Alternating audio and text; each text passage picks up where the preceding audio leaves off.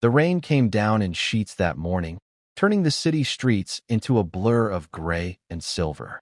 Daniel Hart, a single father of two, tightened his grip on the umbrella as he hurried across the parking lot toward his old pickup. He'd just finished his shift at the construction site. Another 12-hour day, another night he'd barely make it home before his kids fell asleep. He wasn't expecting anyone to be there. But then he saw her.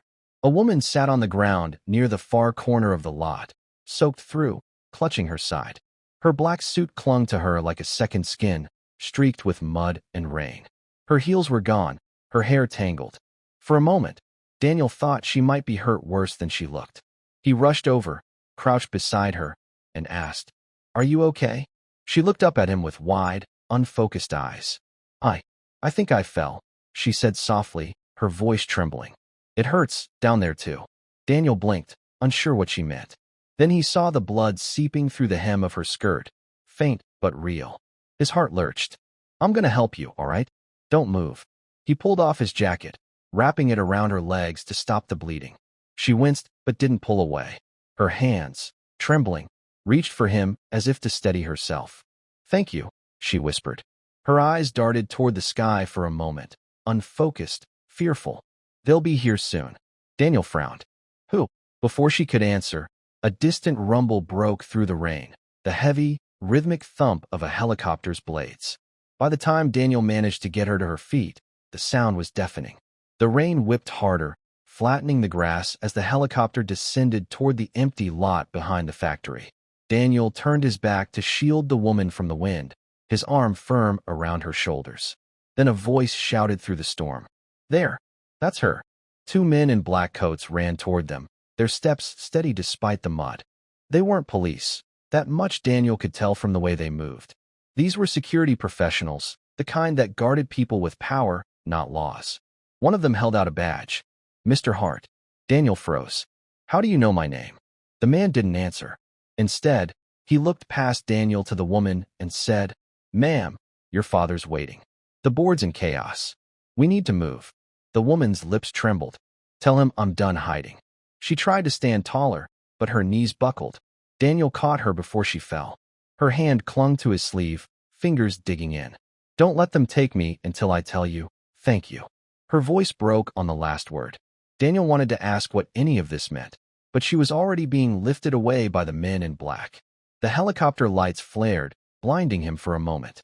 And then, just like that, they were gone, vanishing into the rain and night sky. He stood there, soaked, jacket missing, heart racing. The sound of the blades faded, replaced by the dull hum of city traffic in the distance. The next morning, Daniel almost convinced himself he'd imagined it. He went about his usual routine, waking up the kids, making breakfast, pretending not to feel the emptiness that always came when he had to leave them. But when he stepped outside, a black car waited in his driveway. A man in a tailored suit stood beside it. "Mr. Hart." Daniel tensed. "What now?" The man smiled faintly and handed him an envelope. A message from Ms. Vale. Daniel opened it slowly. Inside was a letter, written in clean, elegant handwriting. "Daniel, you helped me when no one else would. I was running from my own people that night, not because I feared them, but because I feared becoming one of them. You didn't ask who I was, you just helped. No conditions, no curiosity.